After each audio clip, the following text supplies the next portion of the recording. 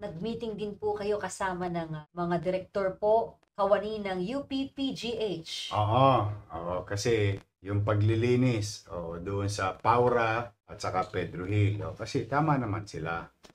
Eskwelahan yun eh. Hindi naman pwedeng mag-indubyot yun. Pati sa DOJ.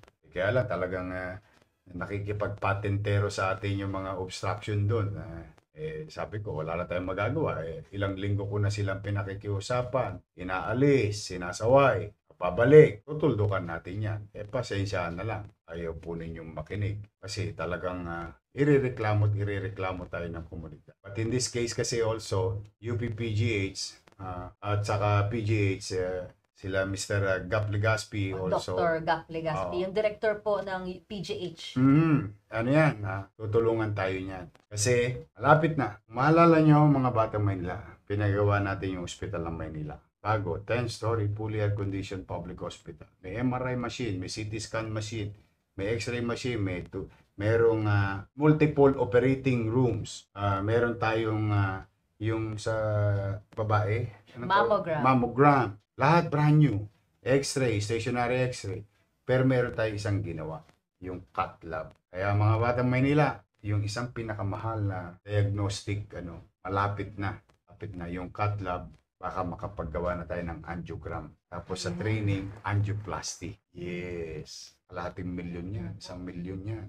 Kaya yung mga mahihirap, middle class, in upper middle class, pwede na magpa-hospital sa atin. Makakatulong na tayo sa Philippine Heart Center at PGH kapag na-training na. Kasi yung equipment, 3 years ago pa, nandiyan dyan na. Sa 3 years ako nawala, 3 years din hindi yun nag-function. Pero ngayon, through the leadership of the Director Padilla ng MHD, malapit na siyang ganda.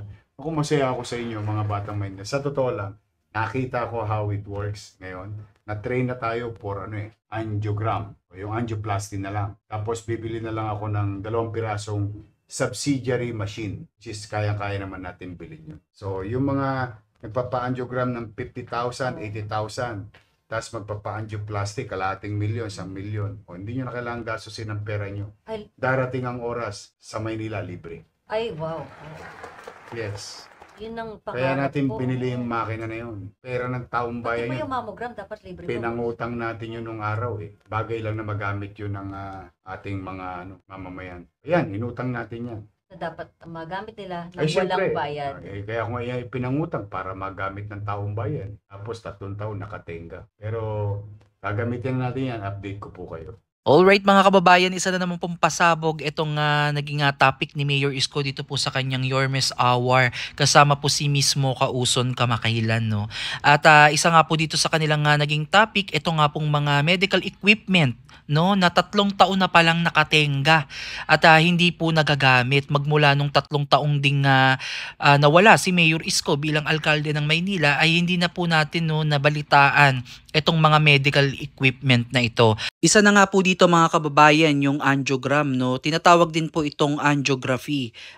Isa pong medical test na ginagamit upang makita po yung mga daluyan po ng dugo. Ito po yung mga arteries at veins sa ating katawan. So ginagamit ito upang masuri po kung may bara, pagkipot o yung aneurysm o iba pang problema sa blood vessels. So narito po yung mga karaniwang dahilan kung bakit pinapagawa po yung angiogram. Ito po kilalang kilala po natin tong sakit na to, ang sakit sa puso na lahat naman po ay po pwedeng tamaan po niya, yung tinatawag nating coronary artery disease. Okay, so ginagamit tong angiogram para makita kung may bara o pagkipot sa coronary arteries, yung mga ugat po na nagdadala ng dugo sa puso. So makakatulong po ito sa pag-diagnose ng heart attack o chest pain. At ginagamit din po ito mga kababayan sa stroke o transient ischemic attack, para makita po naman natin yung problema sa daloy po ng dugo sa utak. So napakarami mga kababayan ng kapakinabangan nitong medical equipment na to, itong pang-diagnostic na to na magagamit po natin sa pangkalusugan po dito po sa ating lungsod. Kaya napakalaking bagay talaga nito mga kababayan. Kaya sobrang proud po si Mayor Isko at very excited sa kanyang naging live para i-announce, dahil malaki nga naman po ang ating maisisave mga kababayan, na kaysa igagastos natin yung ating mga naipong pera na galing po sa pinaghirapan po natin ay hindi na natin poproblemahin pa yung ipambabayad natin dahil umaabot po yan ng 50,000, 80,000 up to 500,000 at kung worse pa ay pwedeng umabot pa ng million. So napakamahal po talaga mga kababayan magkasakit ng ganito. So bilang tugon sa ilang mga pangangailangan po dito po sa ating lungsod, kagaya ng mga ganitong mga nasabi ko, yan, sakit sa puso, yung mga stroke patient. So talagang malaking bagay po ito mga kababayan. So ang malaking pinagtataka ko lang mga kababayan, bakit nung nakarang administrasyon ay hindi man lang natin to narinig, no, o naipabalita man lang, o kung meron man, bakit hindi ito naipagpatuloy at nagamit po ng ating mga kababayan. Kasi one thing for sure, dun sa 3 taong nakalipas ay may mga pasyente po na nangangailangan ng ganitong serbisyo, no, at hindi natin alam kung ano na nangyari sa mga pasyente na yun, no? Pero kung nangyari yan sa panahon ngayon ni Mayor Isko, ay tiyak kahit papaano, no, mabibigyan po ng pag-asa yung ating mga kababayan na talaga namang hikaho sa buhay, no, at kinakailangan ng mga ganitong serbisyo. So dito makikita nyo mga kababayan na sa pakikipag-collaborate ng pamahalaang lungsod ng Maynila dito po sa ilang mga private sectors or government sector. So marami, no, marami tayong nakikitang collaboration na nangyayari ngayon sa pamahalaang lungsod ng Maynila na talaga namang nakikita natin yung benepisyo para po sa taong bayan. Kaya talagang napakalaking bagay mga kababayan na may ganito tayong klaseng leader sa ating lungsod na talagang dapat pamarisan, no? Naman talagang nakakabilib at maraming bumibilib dito po sa mga ginagawa po ni Mayor Isko dahil despite of everything happens